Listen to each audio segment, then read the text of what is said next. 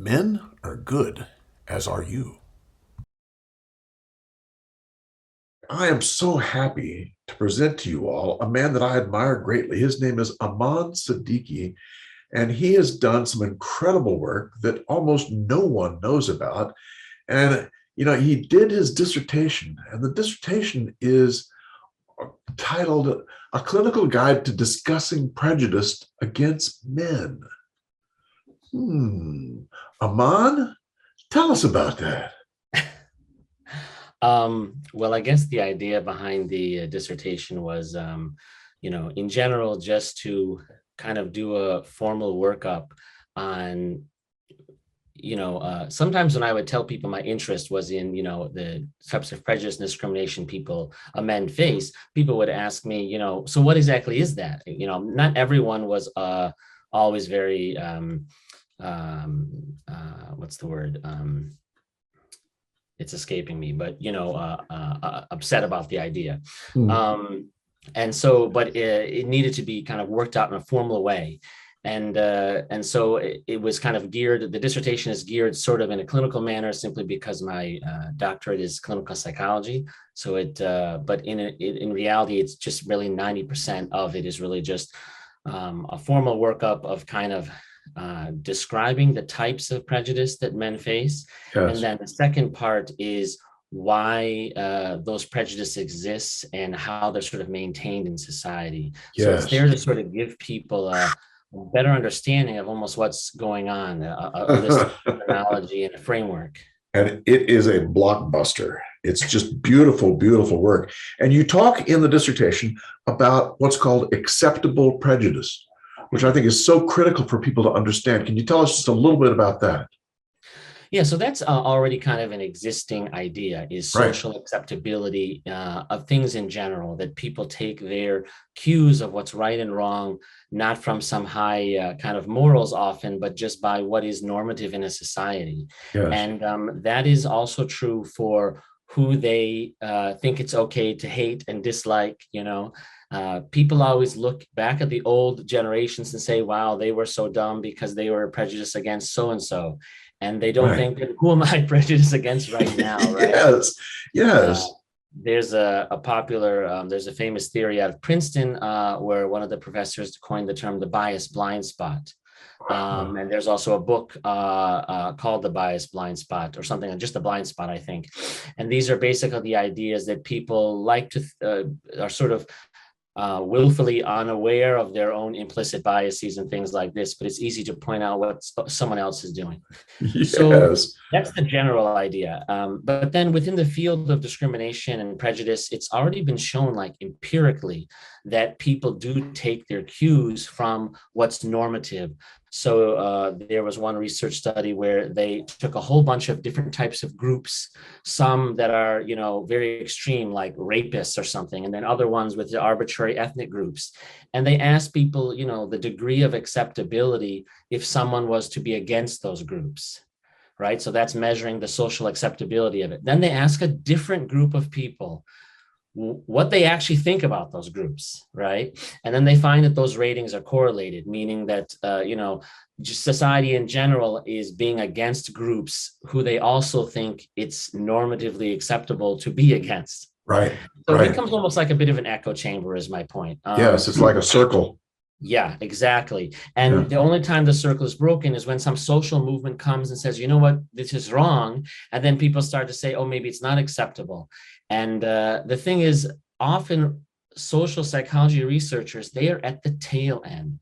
They're not the pioneers going out there and risking their necks and saying, we're gonna write articles and do research about the groups who are being impoverished, but no one knows about it. They wait until the rest of society already says that group is a victim. Then they kind of jump on the bandwagon and they make art. So you can't take the opinions of the academic community as a guide, because they don't like to admit it, but they are empirically, this has been shown. I mean, there are studies on this effect. They Yes. are followers.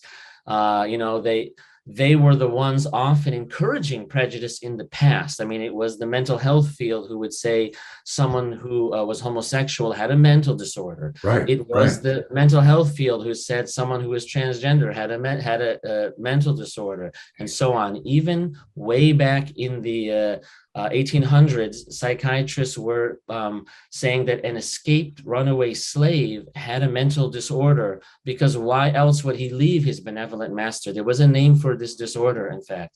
So you Huh. should never take the academic community as your guide, is that in a nutshell. Yes, which puts you in a very different position because you're able to see this and you're now broadcasting out something that I don't think academia particularly cares for. In fact, have you gotten a lot of negative from the academic community?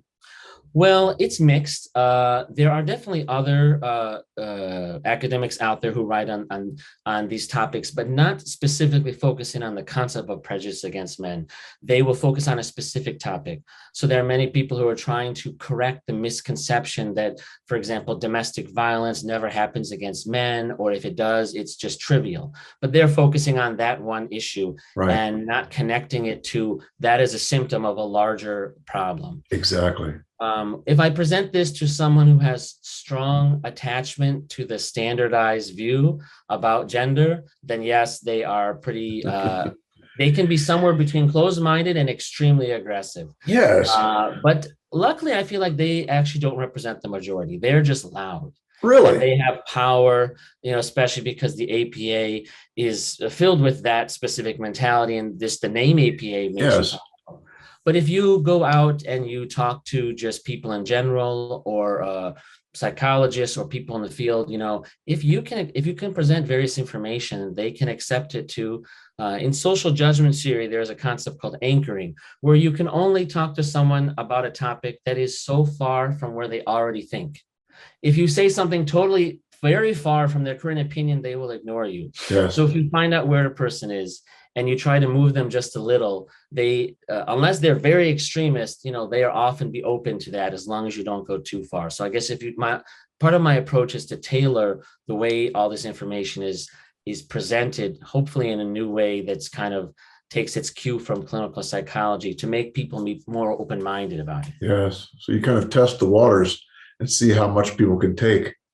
Right. That's interesting. And, one of the things that I found fascinating in your thesis was the idea that humor is actually a good indicator of prejudice. Can you tell us a little bit about that? Yeah, I mean, humor has long been used as a way to either denigrate a group or to justify the denigration of a group. Right. And this is well established. You probably don't even need research to, anyone can see that. They can look at negative cartoons that were made about certain groups in the past. But again, always social acceptability comes in. A person will say, that if I show them a racist cartoon from the past that was depicting, any particular race negatively, they would say, obviously, this is racist. Right. But if I show them a cartoon, let's imagine that they believe all of the negative stereotypes about Muslims and the Middle East, and then I show them a same cartoon depicting negative things about Muslims in the Middle East, they would say, oh, but this is an accurate representation. It's the same technique, but they will evaluate it differently based on their own acceptance of the prejudices. So yes. The severe pervasiveness in society about the use of humor to either ridicule men or ridicule the idea that men shouldn't be ridiculed, if you will, to make it acceptable, is very pervasive in many forms. And so it's just good to know that, it's good to point that out. So when someone sees it, they say, this is actually an example of prejudice. This isn't you saying prejudice doesn't exist because you're making a joke about it. And so I should assume that it's okay. I should say you making the joke is yet another example of your prejudice. Yes. Flipping the thing, if you will. Yeah, I was fascinated by the idea that the more you think it's funny, the more prejudiced you probably are. Yeah, that's also been empirically shown, exactly, that the degree of funniness or humor you find in a discriminatory joke is correlated to how prejudiced you are. But you will take it as your own evidence that it must not be prejudiced because I think it's so funny. Right, exactly. This is just telling the truth and it's funny. I mean, Yeah. and I can think back to my own self, with Mhm. things that I was prejudiced against and thinking Mhm. things were funny. And now I look back and go, uh-oh, that wasn't really funny. And the Mhm. same thing is happening over and over now with men, but Mhm. no one sees it, and people have a hard time being able to swallow it, you Mhm. know? And there's a number of factors that you talk about in your thesis about why does this continue like this? Why Mhm. is it that men are suffering from this acceptable prejudice? Can you Mhm. talk a little bit about that? Sure. This is one of the parts that I think is maybe most important because it's good for people to really have a clear outline of all of the existing mechanisms that are purposefully put in society to maintain this prejudice. Sometimes people have the idea that like everyone's on the same page, we're all looking for the truth, we're all open-minded, logical people, and they get into a discussion. But the reality is humans often aren't like that. Right. Imagine if you were talking about politics or religion. Do you think the people on the different sides of the aisle are open-minded, or they have pre-made arguments that make fun of the other side, etc., right? Yes. So if you go in, you could say armed, knowing what someone is going to say to you. It not only makes it an easier way to talk to them, but also you get to realize that those things a person might be saying themselves are actually more examples of prejudice. So it's not just about how can I debate better. It's actually reframing things. So I'll just get into some of the details. Basically, there are four levels of ways in which probably any prejudice are maintained in a society. The first level is to keep the people ignorant, to make sure no one knows what's really going on, to purposefully suppress information, or to just not publicize it, or to not research about it. For example, the Uncle Tom's Cabin was a famous book because it educated so many people about what people were going through that they were sort of like, oh, I didn't even know, maybe it was like this or something. Right. Nowadays, it seems it should be obvious, right?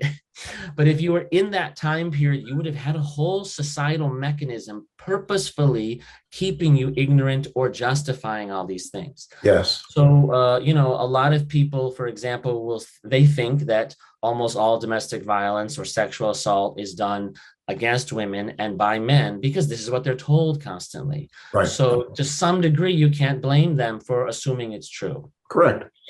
And there's several subcategories. Like I said, sometimes things are just conveniently not talked about. Sometimes things are framed in a purposeful way. Sometimes actual research that is done is purposefully suppressed. And I go into some of those details.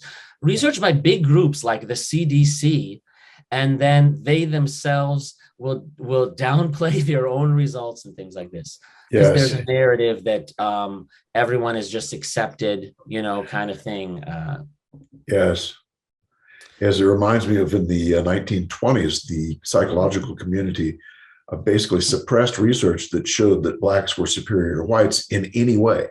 mm, But of course they promoted the whites are superior to blacks research, mm, and they just kept it down so that people didn't see it. That comes from a book called the Death of White Sociology, I think was the name of the title of the book. It was a fascinating book, but it's all how they kept this suppressed down so that people couldn't hear anything about the goodness of black people.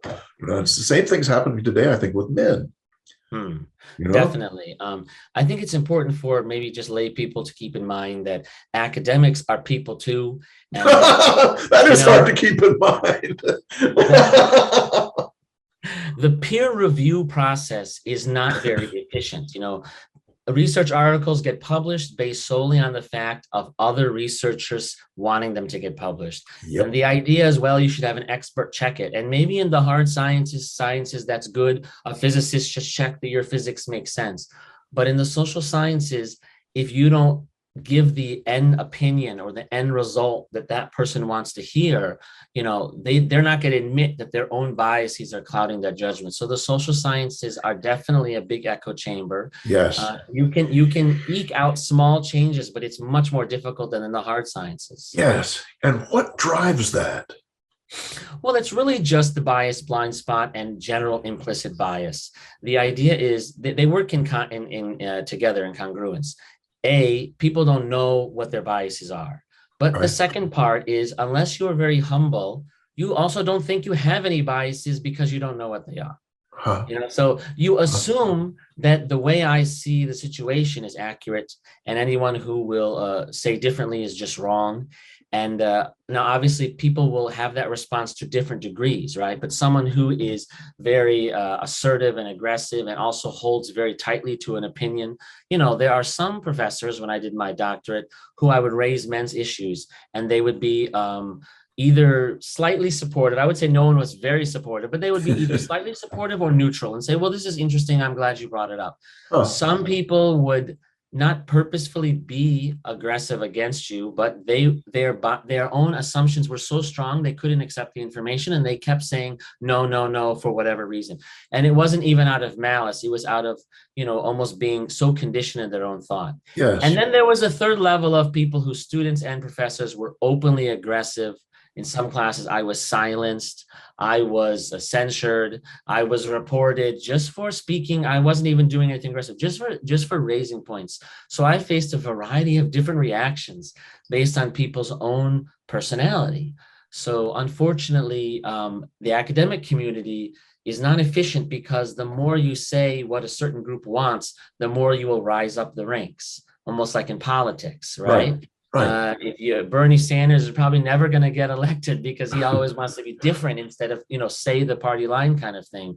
So if, for example, in Division 51, the APA's Men and Masculinity, they have cultivated a very specific view of gender, and it gets more narrow and extreme every decade. And it's very hard to change anyone's mind, because you can't get up into the administration or present in conferences if you're saying something different. You'll be so the system keeps differences out, even though people assume science isn't like that. No, it is like that. I remember I was kept out of Division 51 after being there for a year or so. They kicked me out because I was saying things that didn't fit their narrative. That's basically the main point. So But what you're talking about really is the feedback loop is just kind of continuous. It's like a loop. When people get this ignorance, they don't get any feedback to change it or to challenge it. And therefore they don't have the awareness to break themselves out of it. So they just kind of keep spinning along in the same loop. Is that close? That's 100% accurate. So that's why almost every, and this happens with every group. It's usually some social movement that tries to wake up society. And then the people in power, once they get convinced, they say, oh, we will help you now. It's usually not the people in power who are trying to change things. But yet we look to the people in power, whatever that power is or authority, for guidance, as if they are the ones we should be trusting, kind of thing. Yes. So it's sort of just accepting the fact that whatever I'm taught may or may not be accurate about any group, including, in this case, definitely about men. Yes, indeed. And I thought one of the best parts of your dissertation was the gynocentrism part, where you looked at I think it was 6 or 7 different factors with gynocentrism and how that plays into keeping this loop going. And I think that that was brilliant, and it just is so important, because that, I think, is at the bottom of what is keeping us down. It's keeping people from being sensitive to men's pain. There's this whole gynocentric loop, which says, that, we need to preference the needs of women and girls, and men need to be the ones who are taking care of it. So I digressed a little, but yeah, basically the first level that's on a society-wide basis is just keep people ignorant about what's happening to any particular group, and in this case, what men are experiencing. Right. If they're voicing their own opinions, tell them to be quiet, and I will tell you what men experience. I'm perhaps a woman or an author, and I will tell you this is what men's life is like. Or I'm a man who is interested, who subscribes to the general gender view, and I will tell you this is what all men experience, or this is what men experience in countries I've never even been to, etc. The second level is really, it seems funny, but it's just categorized under the title of denial. And it was funny, until I became a clinical psychologist, I didn't understand denial. I said, how can you just deny something? It's right there in front of you.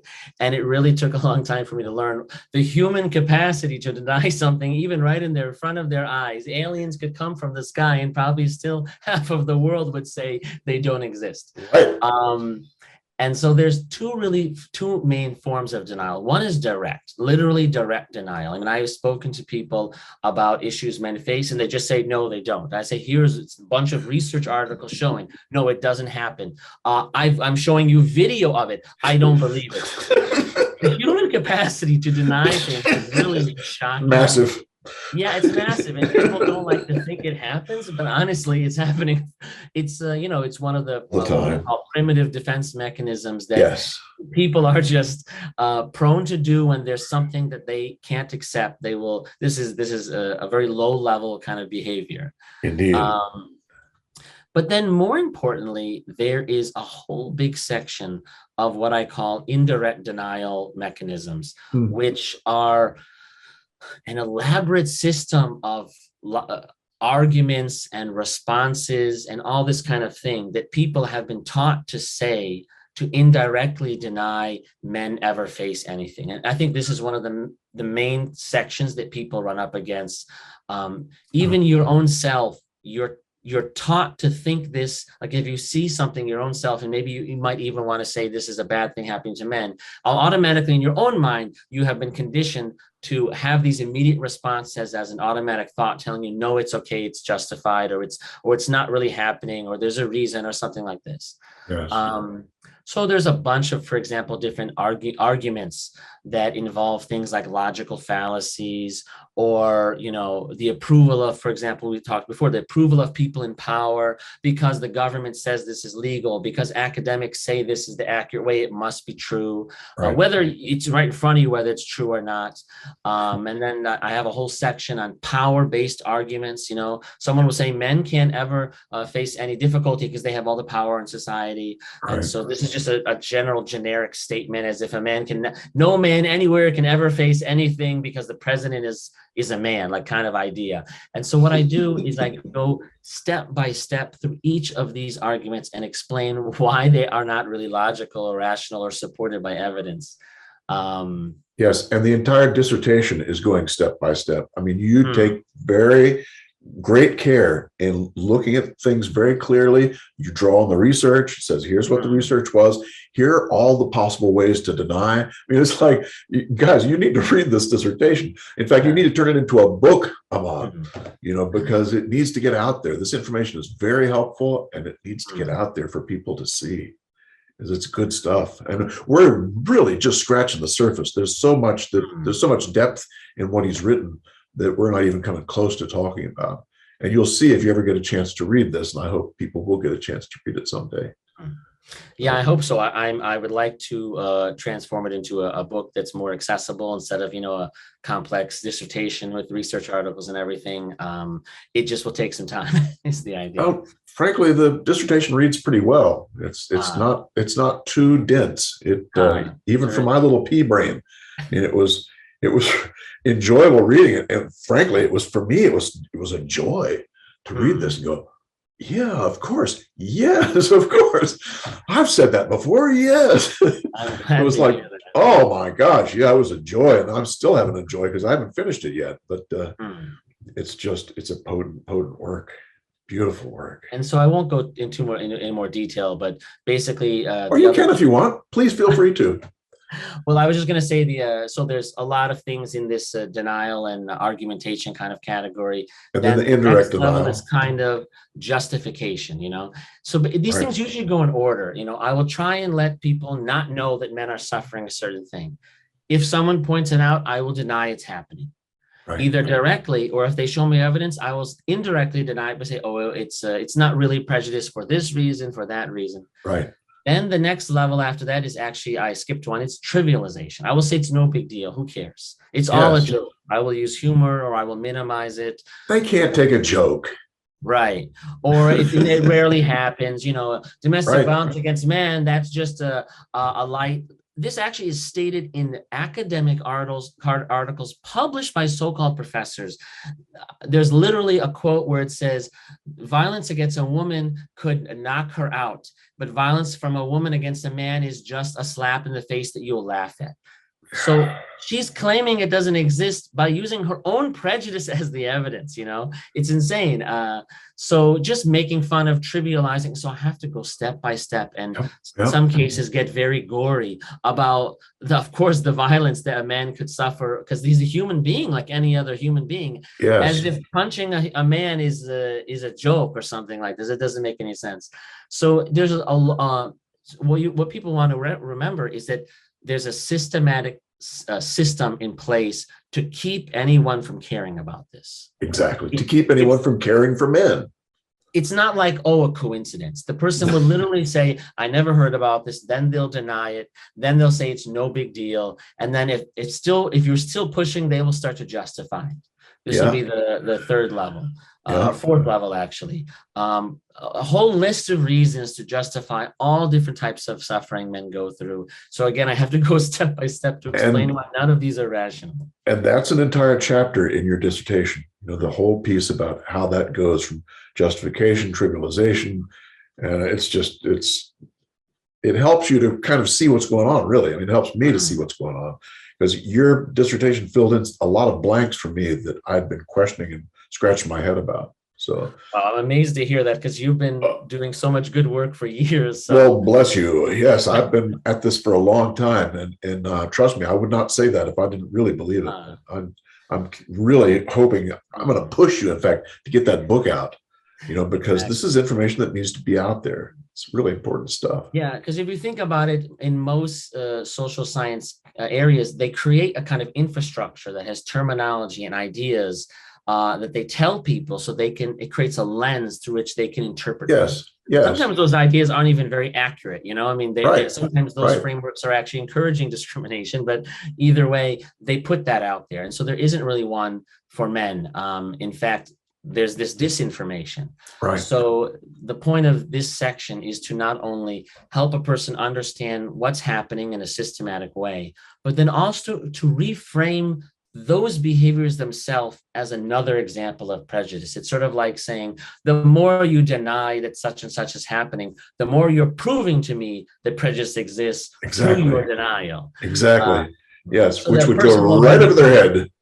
Yeah, the idea is hopefully then the person will become less likely to want to come up with one more and more and more thing. Yes. Because they will start to feel themselves digging a hole deeper. As I remember, after trivialization and justification came the attacks, right? I mean, that was kind of the final stage, was they will attack you. So usually these things are kind of narrowing in scope, because less and less people will keep pushing the limit. So the society in general is kept in. The small number of people who notice something, someone will just deny it, don't worry about it. Right. And most people will accept that. The few people who say, well, I can't deny what's in front of me. Oh, well, it's no big deal. They'll just trivialize it. It's a meaningless thing, right? Someone who says it's not meaningless, so the number of people who will keep progressing and won't be convinced or silenced gets smaller.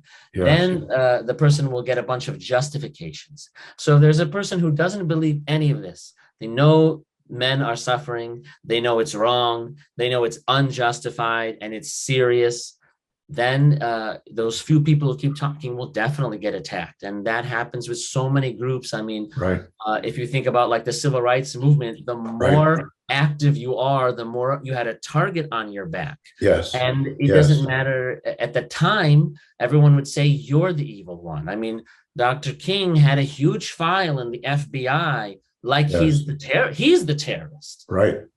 So the fact that people are attacking you more, and the fact that the attack is coming from the so-called authorities, shouldn't mean anything to anyone. The authorities are often attacking the good people in society. Yes, indeed.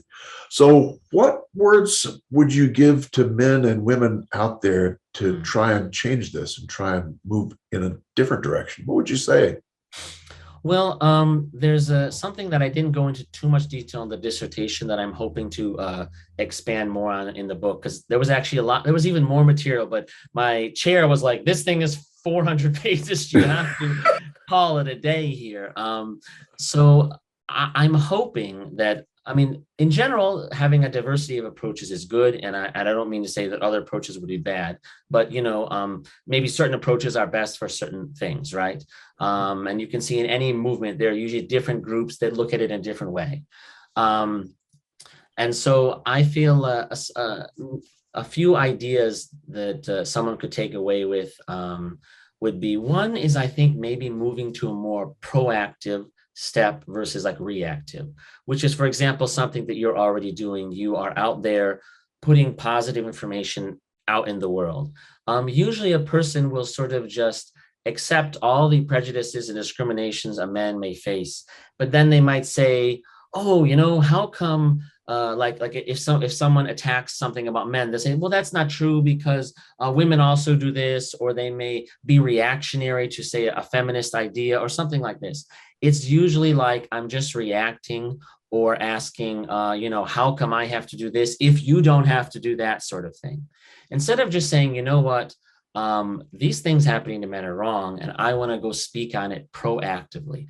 I'm not contrasting it to something with women. I'm not using it as an evidence against feminism. There's no mention of feminism in my dissertation, but yet I'm constantly accused of being misogynist and anti-feminist and anti-woman. My professors in my own doctorate program, when they would read my work, they said, oh, are you going to ever see a female client? I said, why wouldn't I see a female client? As if I'm against women and hate them. This is what they take from the dissertation or something like this. Yes. So that's just one thing I'm trying to encourage, which is an idea that's out there, but just in general, people tend to be kind of reactionary and defensive instead of just saying, let's step up and say, we didn't go through it, but another thing that is in the dissertation is sort of just outlining the specific types of prejudice men are going through. And some of those things other people had coined, but I kind of just expanded on some and added so that you can say step by step, these are the things, and these things are all wrong, and I want to change them. I'm not speaking against some other group or something.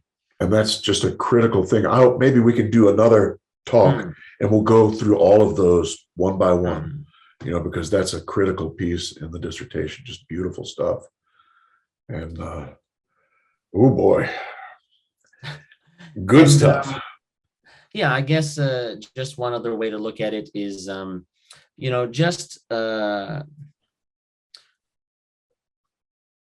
of the ideas in that section is that it's called the denial of victimhood. That anytime a man is suffering something, I refuse to acknowledge that he could be a victim. I'll always twist it around. If a man does something to a woman, then she's a victim. If a woman does something to a man, he must have made her do it. He must have deserved it.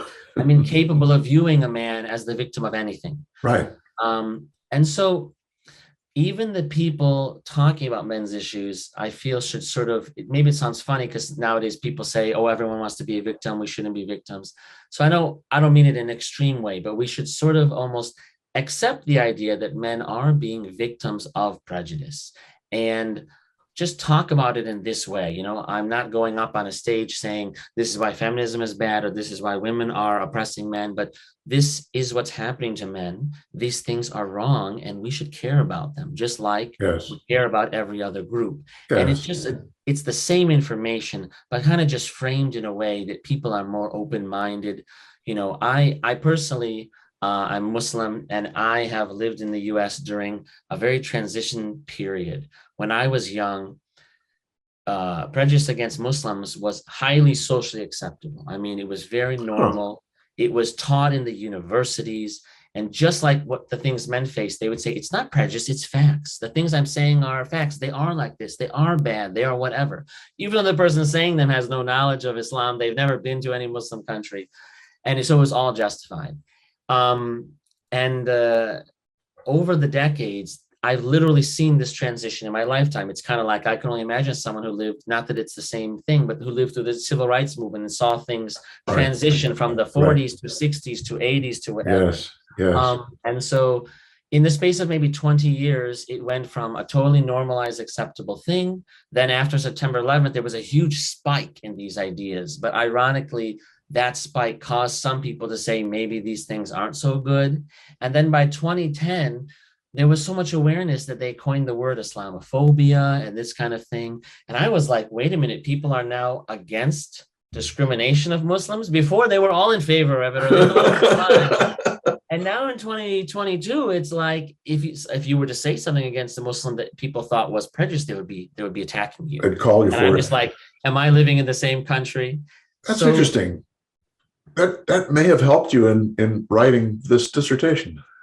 yeah, it helped me in the two ways. One is, I guess, the current point I was making. I was maybe maybe it was too long-winded. Was that the way that happened is that because Islamophobia increased, people started to talk about Muslims as the victims of prejudice instead of just arguing against the stereotypes. No, it's not true, or it is true. They just sort of framed it as these people are suffering, they're being attacked, and then people just become empathetic.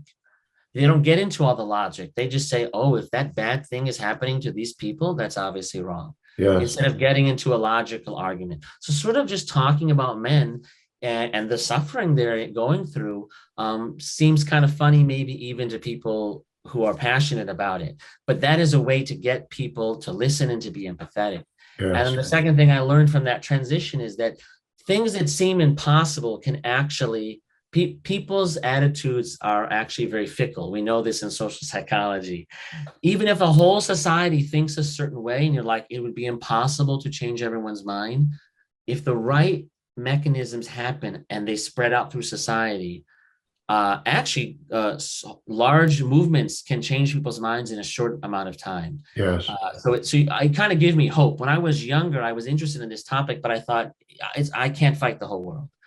But now I see that there's many other people out there who were working on this, and I got inspired to pick up this old passion again. And now I can see that, it's possible in 20, 30 years, you might be amazed that the whole world has adopted some of these ideas that right now they say they could never. So people should feel kind of hopeful, I feel, and not to think like, oh, everyone's against us, it's impossible, the system will never change. Yeah. Yeah. So I'm curious, what were you into when you were younger? What was it that stimulated your interest when you were young?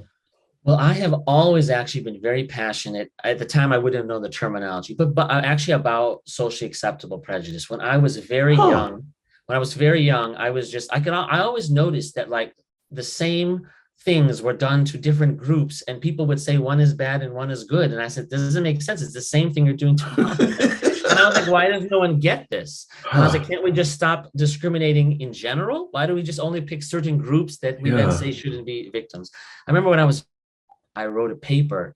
No, I didn't know the terminology because I was a kid, but I was thinking to myself, I said, I feel like sometimes people with disabilities are getting discriminated against. And so I wrote a paper and I said, it didn't make sense with the terminology. I was young, but I said, being disabled is kind of like having racism. Huh. People may view you negatively. They won't give you the same opportunities like this. Now, I didn't know that the Americans with Disability Act already existed at that time. I Huh. was a child. There was no internet. And Right. it was all from my own brain. And my teacher's response was, she didn't support it at all. She just said, being disabled is not a race. So there's no racism. Huh. Clearly, what I meant was just they're suffering some sort of Right. prejudice. I didn't know that word.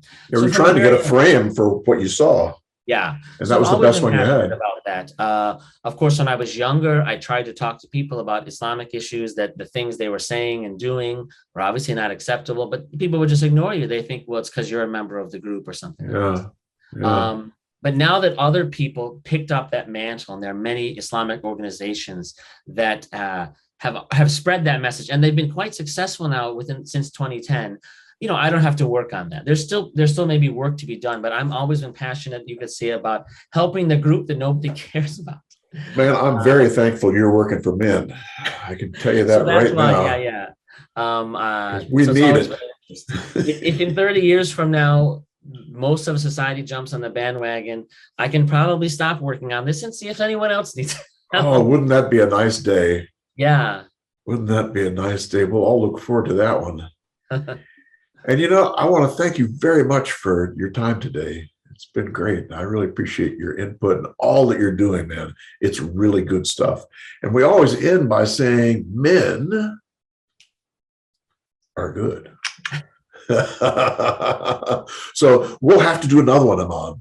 We'll have to do another one. Sure.